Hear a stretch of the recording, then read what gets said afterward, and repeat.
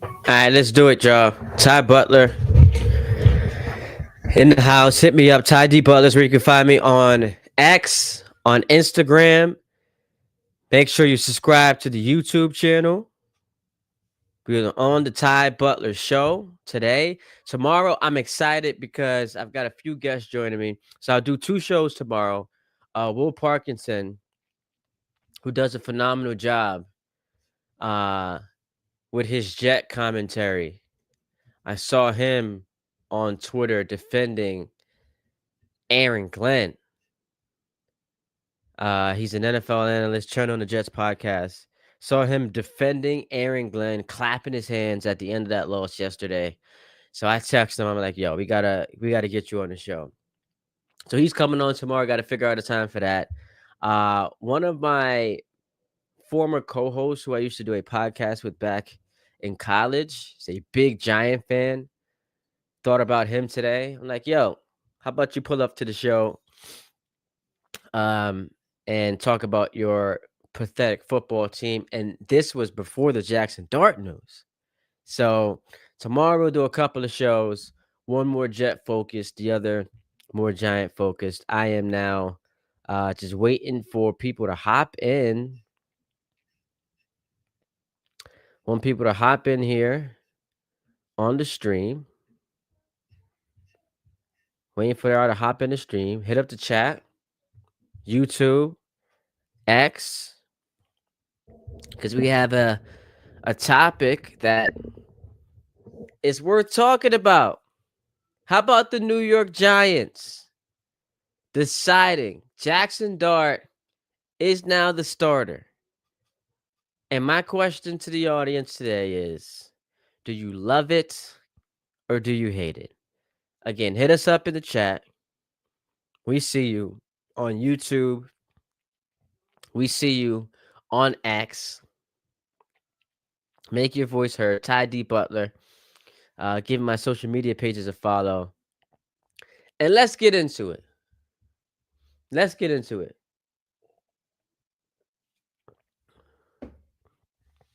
Brian Dable had one bullet left in his firearm. This team has lost 13 of its last 14 games. The sky was falling. We remember last year, they were flying planes all over MetLife Stadium, sending a message to John Mara, switch this thing up. Because what you got going on ain't working. You had people selling their tickets. You could go on StubHub at the end of the season last year in that game against the Colts that the Giants won with Drew Lock. You could cop a seat in MetLife Stadium to a Giants football game for like $3, which is the height of embarrassment. So Brian Dable, who I thought should have been fired last year, had one bullet left left in his firearm. He just fired it after cocking it back. And that is Jaxson Dart has been named the starter. Now, I've got a lot to say on this topic. And what I have to do before we get into my take on the news from today is acknowledge, and I was Dexter Henry, my boy, who does a tremendous job for the New York Post sports section. He was on the show yesterday. And this topic came up, like, what do you do at quarterback? And I said, listen, there are times in this business where I feel like media members, my colleagues, will have a take and then hop off said take too quickly. You hop off the take before it comes crashing down. Allow it to, flesh out. Allow it to flesh out, because it's possible you could be wrong, but it's also possible, like Undertaker gift style, it rises from the dead. Why I say all that is to set this up. before the season, and I was on a lot on radio during the summer. When is the right time to bring Jaxson Dart aboard? When's the perfect time to bring Jaxson Dart aboard? Like, that was a prominent question. And when I was on radio a lot this summer, my answer to that was give it till week 10. Because, look, there's really no soft landing spot in a schedule that is the toughest in all of football. But you can find the softest of all the tough landing spots. And that, to me, for the Giants was on the road. And I'll pull up the schedule here so you guys can see it. That was on the road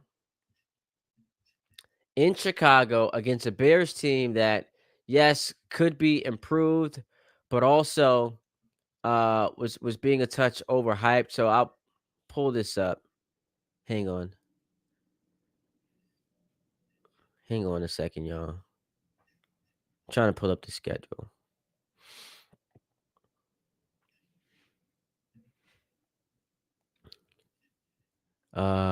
Okay. There we go. So here is the Giants schedule. You guys can see that, right?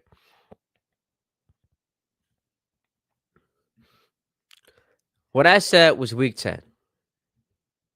Highlighting here, week 10. Because you're on the road against a Bears team that people expected to be better. Great performance from them this past week against the Cowboys. I don't know if that's sustainable, but on the road against the Bears, you then come home for Green Bay, an excellent football team. What a terrible loss this past week, but an excellent football team. Then it's at Detroit, who was spectacular last night, at New England. By week 4 reset, you end the season 3 or 4 home games, Washington, Minnesota, on the road against Vegas, home for Dallas. And I'm like, all right, 8 games. That's a pretty good sample size. Originally, I had landed on week 13. Don't love that it's national television, Monday Night Football, standalone game. But what I liked about the week 13 was, even though I thought New England was going to be a much improved team this year, it's on the road against a fringe playoff team. Then you get, after your first start, a full week to reset because of the bye, and now you got Washington. But then I compromised. I said, all right, let's get to week 10 against the Bears. I was on the radio this past week with Mike Tannenbaum. He said he would have started him off the rip, start the season with Jaxson Dart. And I disagreed with Mike, but his stance on that was, listen, I've been in a similar situation. Mark Sanchez traded up, drafted him, started him week 1. And what I argued to Mike was that's a completely different situation because Rex Ryan in his first year had job security. So with Dable, who again had 1 bullet left in his firearm, fighting for his job, he's got to go with the quarterback he felt like best gave him the opportunity to win. And at the time, it appeared to be Russell Wilson. So starting Jaxson Dart, if you did not feel like he was ready and gave you the best opportunity to win football games, was not the way to go for a quarter or for a head coach who was on life support. I said week 10. All of that, we come back to this. After that performance on Sunday night, and in particular, that series, that sequence with Russell Wilson in goal-to-goal situation, I mean, airmailing it to the tunnel, that sequence right there against the Chiefs with the world watching, the Giants still, in theory, an opportunity to win this game. That sequence was so embarrassing. It was enough for me to begin the Jaxson Dart era. It was enough for me to put the final nails in the Russell Wilson as the starting quarterback coffin. That's how embarrassing it was. Because you're sitting there watching, what the hell is going on? Intentional grounding, fourth down, just airmailing it. That was enough for me. I said Jaxson Dart shouldn't start until week 10. But after I saw that, I was on this show yesterday, the Ty Butler Show. Give me a follow. And I said, nah, it's over. It's clipped. You got to go to Jaxson Dart. So I love the fact that he's being named as a starter. We'll get into that. Let's look at some of the comments here. Nat Hardy, shout out to him. Weighs in via X, says, what's good, Ty? The Giants are silly for starting Dart. As a lifelong Redskins Commanders fan, I'm ecstatic about the move because he's going to get ruined just like Sam Howell did. That offensive line of the Giants is porous and at best average. The Chargers are going to feast on the Giants. Now, the one part, I mean, you can't compare the potential of Jaxson Dart to that of Sam Howell, who Sam Howell had a little run with your Commanders, man. He was leading the league in passing yards. I remember that a couple years ago. But obviously, those two guys, when it comes to their respective ceilings, are incomparable. I agree with you. It's a tough matchup. The Chargers this year are holding opponents to under 300 yards per game. They were the number one defense last year, and they still have more of the same. But I disagree with your stance on this being silly. Bill L says, I feel sorry for the kid. He's going to be Daniel Jones 2.0. Which version of Daniel Jones? The Daniel Jones right now, who, if the season ended today, would be getting some MVP votes? Or the Daniel Jones that, took the Giants to the playoffs? Or the Daniel Jones that obviously was not good enough to remain with this franchise? Graphics Joker, he's in the chat. Dart Vader. So we already got some nicknames. Continue to hit us up. We are on YouTube. Follow the YouTube show via subscription. At Ty D Butler is the page. Hit us up on X, man. Give us a follow on IG, baby. As we talk about the biggest story right now here in New York, and that is, of course, Jaxson Dart being named the starter. All right, let's get into why I feel like this is actually a brilliant move. Rarely have I been able to give the Giants credit. Today, I will give the New York Football Giants credit. The line, as my man Nat Hardy just talked about, it's getting healthier. We saw Andrew Thomas make his season debut last week. So one could hope. Now, my reservations about Andrew Thomas is that he's never healthy, man. Played 16 games the last 2 years. Like, at some point, that becomes a big enough question mark to where you're looking at a contract situation. I don't know how comfortable the Giants feel with that going forward. But as far as this season is concerned, right now, he's trending toward getting healthier. Made his debut last week. If he's on that offensive line, it will continue to get better. Dart gives Brian Daboll a different look on that offense. Russell Wilson was cooked, physically incapable of moving. So he had one play. And as the analogy I used with Daboll, he had one bullet in his firearm. That was the moon ball. Russell Wilson just cannot move. He's about to turn 37 years old.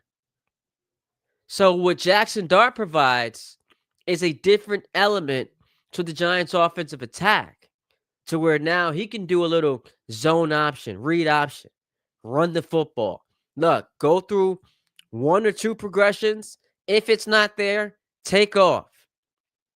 And that's exciting. That can be backbreaking for a defense that for the first 3 weeks was not having to prepare for that when going up against the Giants, because Russell Wilson, as we saw, can't run. So the noise was only going to get louder. We heard "We Want Dart" chants at MetLife Stadium this past Sunday night. That was going to resonate with John Mara. And I'm not intimating Mara made the decision here, but what I'm saying is that pressure was going to mount as your head coach is fighting for his life when it comes to his job security. The general manager, if this season goes up in flames and there are 2 or 3 win team, how is he still staying employed? So there was a lot at play. And Brian Dable has now made the decision to go to a quarterback who he feels like at this point in the season is better suited to help his team win football games.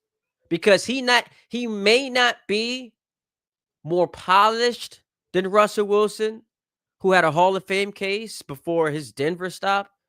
He may not be as wise as Russell Wilson, a veteran, a champion, but he's more athletic. That mobility is a factor. And he just infuses some life into that locker room. So the Giants will lose to the Chargers on Sunday, but I think it'll be competitive enough to where they hang for a bit in the first half. The Chargers then win. The Chargers are 6.5-point favorites at MetLife Stadium, coming from the West Coast, which I find to be very interesting. Makes me feel like I might want to bet the Giants this week. But then the following week, here's the most important part. The following week, now that Dart has some experience underneath his belt, he takes the Giants into New Orleans and wins the game. So look, 1-4, nothing to get excited about. But this quarterback, and I'm not a big quarterback wins guy, but this quarterback at that point, through 2 weeks of the season, is 1-1 and is beginning to show flashes, beginning to do things for this offense that has been abysmal. And by the way, it ain't that hard to excite people considering what they've been subjected to with this Giant offense who uh, Sunday night had its 7th game scoring fewer than 10 points since the start of last season. So the offense and the points have not come in bunches. So it's not going to be that hard to get this fan base, to get those players excited when you juxtapose what they had with what they're going to have. And I'm not pretending Jaxson Dart's the next Jaden Daniels. I'm not going to say he's going to go out there and be a light show. But what I am saying is he can't be worse. And if the question is Jaxson Dart ready? Here's my answer. Of course he's ready. Because if he's the number 2 quarterback on the depth chart, what that means is he's one hit away from coming into the game. He was the backup quarterback. If Russell Wilson takes a hit that, the refs deem to be one that is questionable and has them skeptical about his health, he goes into the tent. Guess who's coming into the game? If Russell Wilson rolls his ankle, ruled out, guess who's coming into the game? There's no protection. The training wheels are off. Once you're named the backup quarterback, you have to be ready. Or if you're not ready, it's a dereliction of duty. And it is the height of ineptitude by a coaching staff that probably is going to get fired anyway. But it just wouldn't make sense. It would be beyond comprehension for their second quarterback on the depth chart to not be ready to play football games when he could ultimately be one hit away from coming in and having to play the rest of the game. So that's how you rationalize him being ready. So he wins the Saints game. The Saints are dreadful. The Giants defense looked better last week, albeit against a Chief offense that, for a year and 3 games now, hasn't looked great, but the defense looked better. The offensive line is going to improve. Now that Andrew Thomas is healthy, he was on a snap count last week, and he'll probably continue to be on one as the weeks go by. But assuming he doesn't have any setbacks, he'll be 100% in no time. After that New Orleans game, here's where things get tricky. You're on a short week against Philadelphia. Now, the Dolphins had no business hanging in that game as long as they did against the Buffalo Bills last Thursday night. Because remember what we were saying. Buffalo not only trending up, is it possible the Buffalo Bills are the favorites to win the Super Bowl? And all they did was beat the Jets 30-10. The Miami Dolphins literally go in the opposite direction to the point where we're questioning if Mike McDaniel, with a loss, would still be employed. That game, with about 5 minutes left to go, was about to be on up. There was about to be upset alert. The Dolphins were on the cusp of getting the ball back in a tied football game with Tua looking awesome against a Bills defense ravaged by injuries and could not stop that man. Now there was uh, a penalty running into the kicker that gave Buffalo the ball back. They scored a touchdown. Miami's marching down the field to tie it. Tua throws the pick, but it was a very close game. I had my eyes on it because not only because I'm a football fan, but I took Buffalo in my survivor pool picks. Which, man, being a Jet fan, rooting for the Bills, yikes. But anyway, short weeks, divisional opponents, anything can happen. I don't think the Giants are beating the Eagles, but what I do think will happen is it'll be competitive. They'll play well enough to where you still feel encouraged. Beat the Saints. You lose to Philly. Closely contested game. Jaxson Dart doesn't embarrass himself. And now you still feel encouraged. The following week, you're playing in Denver. Now, Denver right now doesn't look like the team I thought it was going to be. There were people saying the Broncos could be a Super Bowl contender. Don't quite look like that through the first 3 weeks of the season. Bo Nix has certainly regressed. But all of a sudden, you look at that and you say, if our offense is a touch better, our defense continues to improve, is that a winnable game? It's a winnable game. Again, not predicting that the Giants will win the game, but what you're searching for is reasons to be optimistic. And what Jaxson Dart provides for you is a symbol of hope. He provides a symbol of hope. And you are going to learn, I think, rather quickly whether or not he's that guy. And the reason why it's important, while not ideal because the schedule is tough, but it's important to get 14 games worth of Jaxson Dart, is because you want to get to the end of the season and be as close to having your answer as possible. Now, there's a chance you don't have your answer. And it all comes back to how tough the schedule is. And let's say, Andrew Thomas gets hurt again, which is on the table, right? So your offensive line is in shambles and you're losing games that way. And then you decide that it's a coaching problem. We thought we had a good head coach back in 2022 when the NFL, honors and the NFL writers and the voters decided he had done the best job of any coach that year, taken this team to the playoffs, won a playoff game, thought we had a coach, but ultimately we learned that was not the case. So you might have a coaching problem, which is what it is going to prevent you from giving up on Dart too early. But here's another thing that you run into, and it's why I'm just so flabbergasted. They did not fire Dable and Shane before the season. Is it ideal to have your young quarterback with a third different head coach in 3 consecutive seasons? So, Ole Miss rookie year with the Giants, and then whoever their head coach is next year. It's not ideal. It's what Caleb Williams is going through.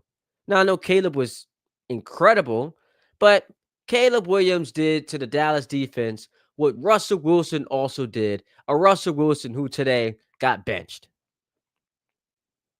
So I don't know how much stock I'm putting into the Caleb Williams resurgence.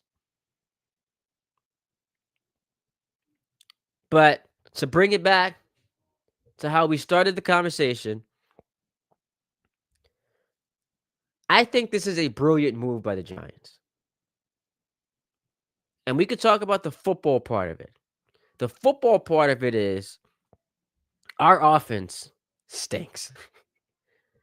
We still have to evaluate if we have a head coach who is capable of being the offensive genius that we thought he was when we hired that guy. And if there's just something in there, maybe he can unlock Jaxson Dart to whatever potential he has and have this offense even just be a touch better in his rookie year. And if that happens, we're in games. Our defense is right there. Our offensive line with Andrew Thomas is improving. And what Dart provides for us is a different element. The mobility aspect to where he goes through one read, not there, second, he can take off. And now defenses have to be wary of that. They have to guard against that. So we'll see if the athletic ability of Jaxson Dart leads to some promise for this Giant offense. And then the non-football part of it, the business side, it is obvious that John Mara has been running out of patience. It is obvious that Mara, sitting there Sunday night at MetLife Stadium, an owner of a once proud organization that prided itself on winning, was embarrassed to hear his starting quarterback in the second quarter of that game being booed off the field. As he's sitting there watching his team en route to losing its 13th game in its last 14 tries. Embarrassed. Fresh off of what we saw last year with the planes flying over MetLife Stadium. Embarrassed at the prospect of, wait, we can have another 3-win season? And decided it's time for a change. Now, I hope it's not the owner who decided who the starting quarterback was going to be, because I just feel like it's bad practice if you are hiring guys to make football decisions and you're being heavy-handed, just like we saw with Woody Johnson last year, in the football decisions that are actually being made. But you have to reinvigorate this fan base. So I am choosing to believe that the person who would be in a position with the most credibility in all of this, who would have the most authority in all of this when given, again, football decisions, who would be the most accomplished, the most ready, the most credentialed to make a decision about who my quarterback is, I'm assuming it was Brian Dable's call. And if it's Brian Dable's call, I love it. I can't watch that trash anymore. What Russell Wilson did on Sunday night was pathetic. That was an embarrassment. That was a quarterback who did not give my team a chance to win. That was a quarterback who quite literally, in the face of adversity, pooped the bed, who figuratively took a knee. I cannot have him under center if I, week to week, want to win football games.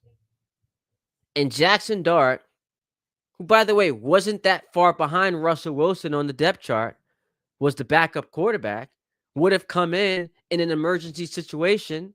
If he's now had 3 weeks in off-season training program, and training camp, and a preseason to prepare for this moment, I have to believe that this is his best shot. A 14-game sample size to learn everything I need to know about this quarterback. And yes, to showcase to my boss, who's frustrated, who at the end of last season said, I'm running out of patience, showcase to him, we've got a symbol of hope here. Don't lose faith just yet. So he's burning his last bullet. I understand it. And now the Giants are more interesting. They're more interesting. Think about how much more interesting the Giants are right now than they were 4 hours ago. At home against the Chargers, a 3-0 Chargers team coming off of a game-winning drive to win last week, making a case, oh, that's the best team in the AFC. Chargers team that beat Kansas City in week 1. They're coming into your building. And you've got Russell Wilson at quarterback going up against the Chargers defense that is holding opponents to under 300 yards per game. What's there to be excited about? What's there to look forward to?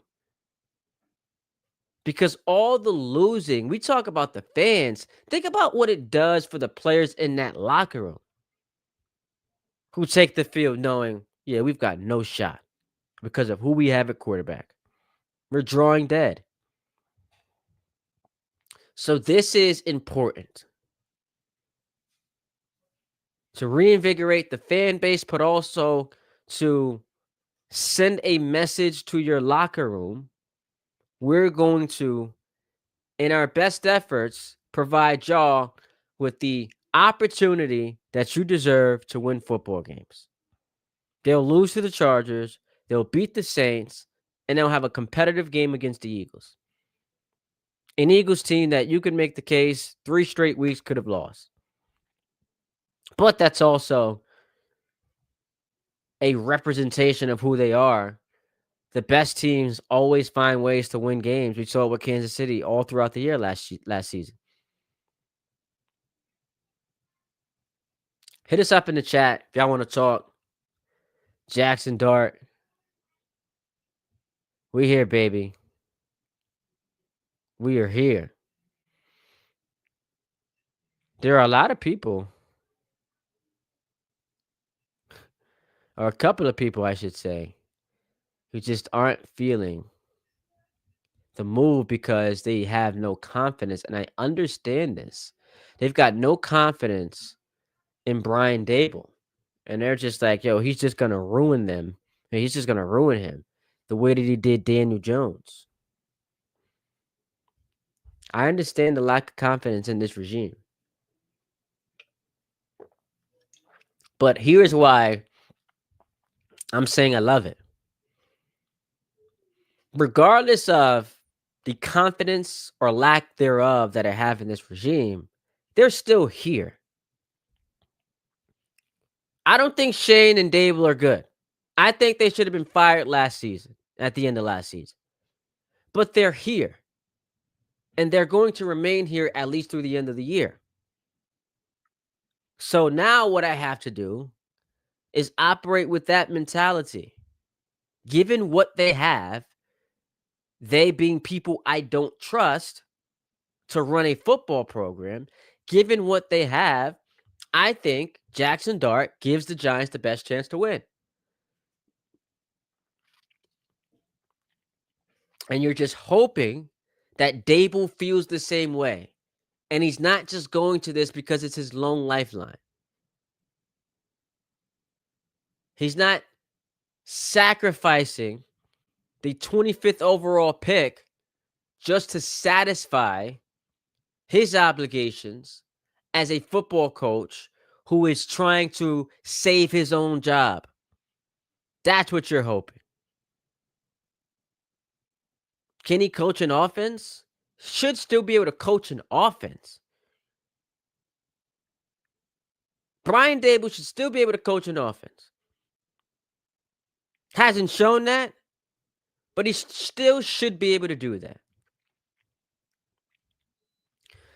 Ty D. Butler is where you guys can find me. I appreciate y'all tuning into the stream today. We'll be back tomorrow. More reaction to Jaxson Dart and the Giants. We'll also get into the Jets. I'm just so sick of them right now. It's only been 3 weeks of the season. So hit me up, Tidy Butler. Subscribe to the YouTube channel. Hit up X and Instagram. Hit that follow button. I appreciate you guys, man. I appreciate y'all. Till next time. Till tomorrow. Peace and love. Holla at your boy.